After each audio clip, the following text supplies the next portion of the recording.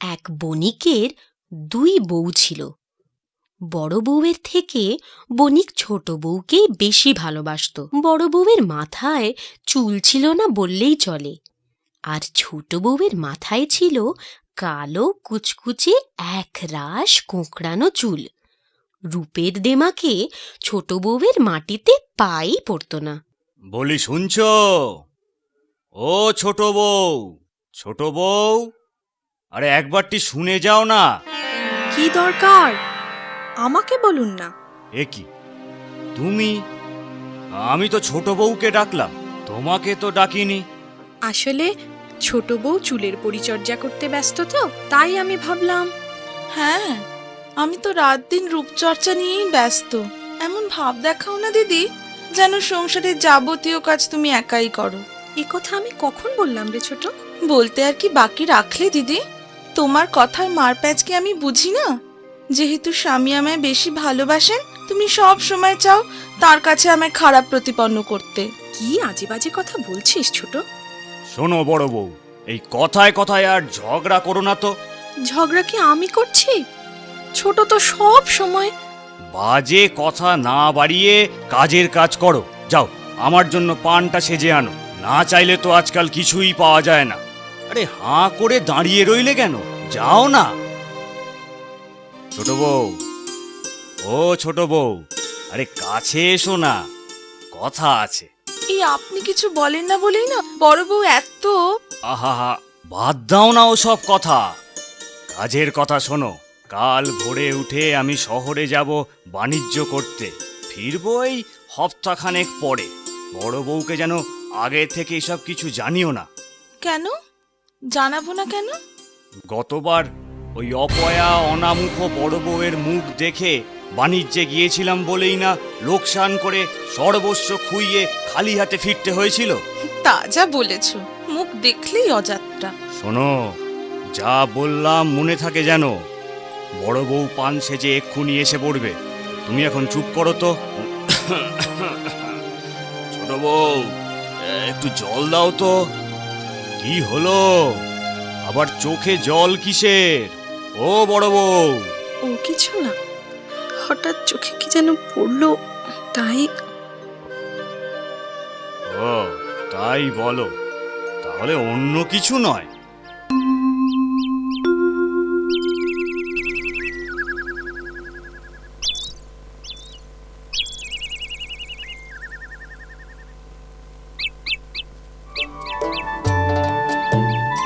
দুকা দুকা দুকা দুকা।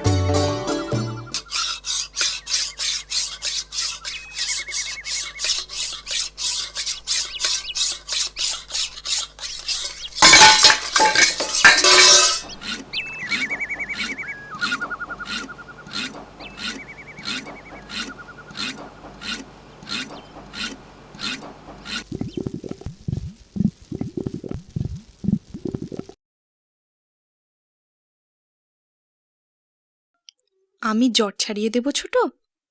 দাও, তবে দেখো জ্বর ছাড়াতে গিয়ে আমাকে আবার তোমার মতো টেকো বউ বানিয়ে দিও না। সাবধান। চুলের জ্বর ছাড়াতে গেলে কিছু চুল তো ছিঁড়বেই। ইস, বেশ ভালোই জট বেঁধেছে দেখছি। শোবার আগে চুলটা ভালো করে আঁচড়ে বেঁধে নিতে পারিস তো ছোট? নাও, রাখো তো। যা করছো সেটাই মন দিয়ে করো। আমাকে জ্ঞান দিতে এসো না। চুলের মর্ম তুমি কি বুঝবে? তোমার তো উফ, বাবা গো, মরে গেলাম। দেখি দেখি চিরুনিটা দেখি, তোমার আর জ্বর ছাড়াতে হবে না। আহা, খুব ব্যথা লাগলো বুঝি? ব্যথা লাগবে না? তুমি চুলের জট ছাড়াচ্ছিলে না মাঠে লাঙল টানছিলে? ইস মা গো, আমার কত চুল ছিঁড়ে দিয়েছো। তোমার মতলব আমি বুঝেছি। জট ছাড়ানোর নামে তুমি আমাকেও তোমার মতো টেকো বউ করতে চাও। দাঁড়াও দাঁড়াও, তোমার মজা আমি দেখাচ্ছি। ছাড় ছোট, আমার ঘাট হয়েছে। আর কোনো দিন তোর চুলের জট ছাড়াবো না। ছেড়ে দে। ছেড়ে দেব এত সহজে? তোমার এই চুল না ছেড়ে তোমায় আমি ছাড়বো না। বাহ, কি সুন্দর রূপ খুলেছে। দেখো দেখো আয়নায়, রূপ দেখো তোমার, ঠিক যেন বাঁদরদের রাজ্যের রাজকন্যা। না, অনেক হয়েছে, আর এখানে থাকা যাবে না। তোর সুখের সংসার তুই কর ছোট, আমি চললাম। কোথায় যাবে শুনি? কোনো চুলোয় তোমার জায়গা হবে না। তাছাড়া তুমি গেলে এই সংসারের কাজ কে সামলাবে? তোর সংসার তুই বোঝ। যেও না বলছি। উনি এখন বাড়ি নেই, সে ফিরলে তোমার যেখানে খুশি যেও। যেও না, যেও না বলছি। না, লোক সমাজে আর থাকবো না, যেখানে শুধু রূপ নিয়ে মানুষকে বিচার করা হয়, মনের খবর কেউ রাখে না। তার থেকে বনে জঙ্গলে থাকাই ভালো।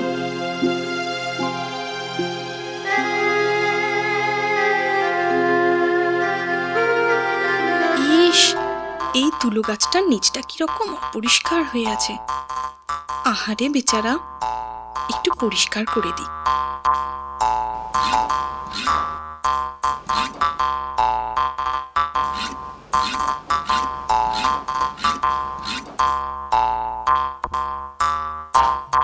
তোমার দয়া মায়া দেখে খুশি হলাম আমি। দুঃখ তোমার যাক দূরে যাক, সুখী হয়েও তুমি।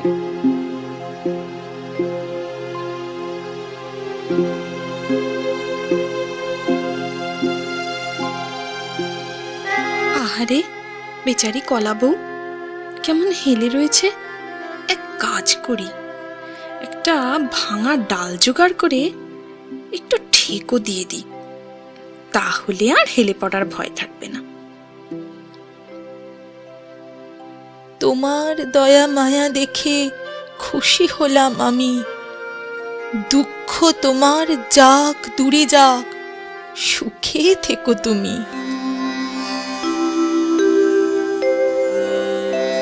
তুমি কে মা? এই গভীর জঙ্গলে কি করছো? আপনি তো অন্তর্যামী প্রভু, আপনার দিব্য দৃষ্টির অগোচরে তো কিছুই নেই। আমি বড়ই দুঃখিনী বাবা ঠাকুর, আমাকে দয়া করুন বাবা ঠাকুর। ওই যে পুকুর দেখছো, ওখানে একটি মাত্র ডুব দিয়ে আমার কাছে এসো মা। যেমন আজ্ঞা করেন বাবা ঠাকুর।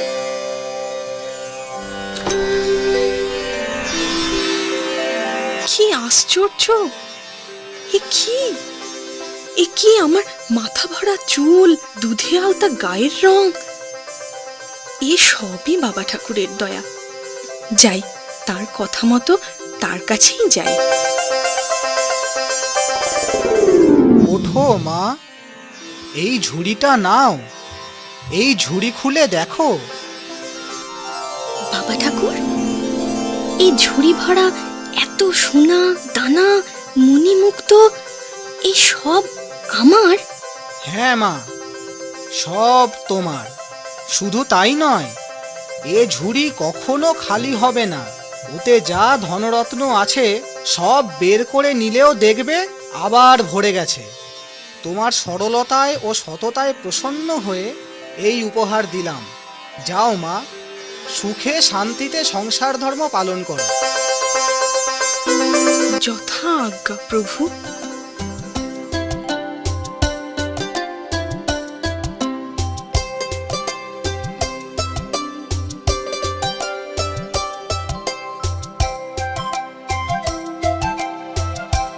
এই হলুদ পাতাটা ছিঁড়ে নাও মা। এই পাতাটা ঘোরালে তুমি শুধু কলা নয়, সব রকম উপাদেয় খাবার পাবে। ধন্যবাদ কলা বউ। যাও মা, সুখে শান্তিতে ঘর করো।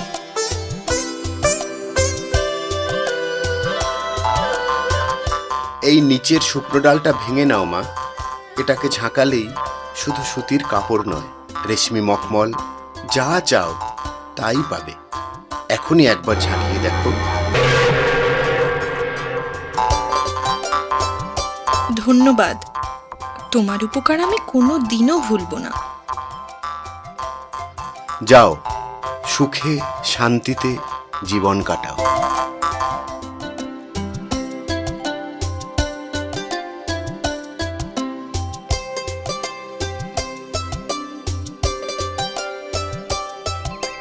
কি ছোট, চিনতে পারছিস না তো? আমি বড় বউ রে। দেখ তোর জন্য কি এনেছি। চল ঘরে চল। এ কি কাণ্ড! তুমি এত সুন্দরী হলে কি করে? এত সুন্দর চুল, কি ফটফটে রং হয়েছে গো তোমার। বলো না দিদি, বলো না। সব বলছি রে, সব বলছি। আগে ঘরে তো চল, একটু জিরোতে দে। তাই চলো, তাড়াতাড়ি চলো, শুনবো বলে আমার আর তর সইছে না। চলো।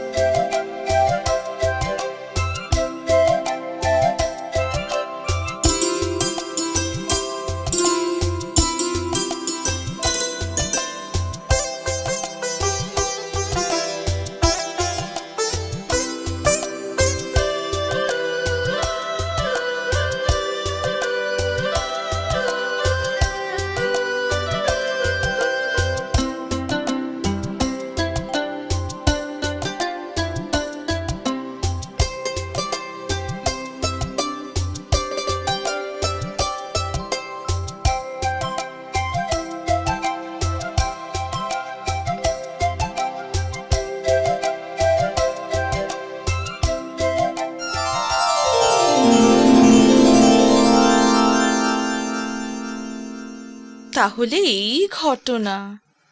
তা তোমার উপর যখন এত দয়া হলো, আমাকে নিশ্চয়ই আরো অনেক কিছু দেবে। তোর আর কিসের দরকার রে ছোট?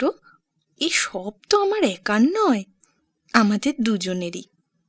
আর রূপের কথা যদি বলিস, তুই তো এমনিতেই সুন্দরী ছোট।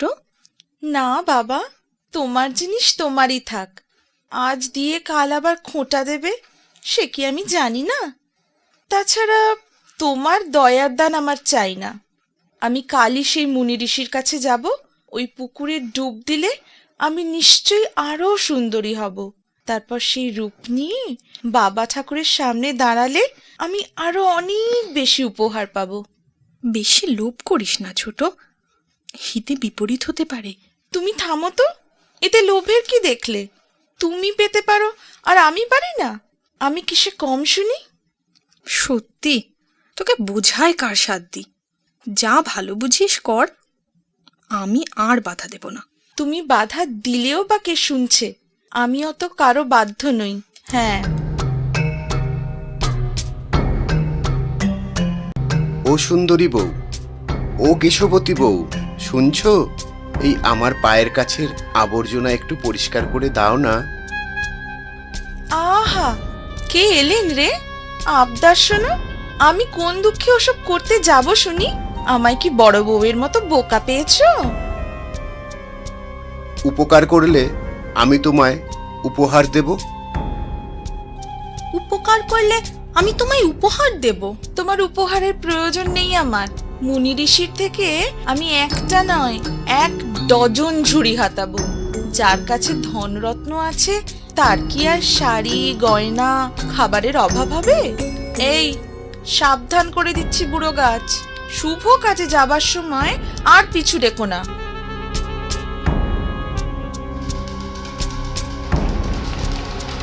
যার মনে নেই দয়া মায়া, তার পিছু নেয় দুষ্ট ছায়া।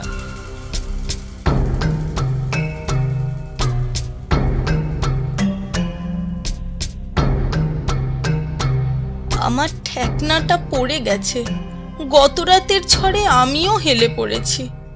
আমায় একটু সোজা করে ঠেকনাটা ঠিকঠাক দিয়ে দেবে গো? ও সুন্দরী বউ, ও গো, ও বউ, শুনছো? শুভ কাজে যাবার সময় আবার যদি পিছু ডাকো, সোজা করে দেওয়া তো দূরের কথা, ঠেলা মেরে পুরো মাটিতে শুইয়ে দেব, এই বলে দিলাম। খবরদার। আর যদি পিছু ডেকেছো, তো তোমার একদিন কি আমার একদিন। দয়া মায়ার নাম নেই, হিংসা ভরা মনে, অতি লোভে সব হারাবে, জানি সে জীবনে। উফ বাবা, এত দূরের পথ। চোখ মেলুন বাবা ঠাকুর, আমি খুবই ক্লান্ত। তাড়াতাড়ি বলে দিন না, ওই রূপের জাদু পুকুরটা কোথায়, কোন দিকে?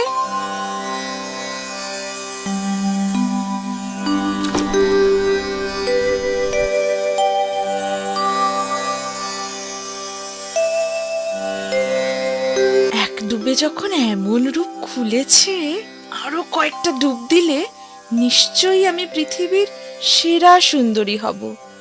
সেই ভালো, আরো ডুব দিই। এ বাবা, এ কি হলো? আমার এক রাশ চুলের একটাও নেই।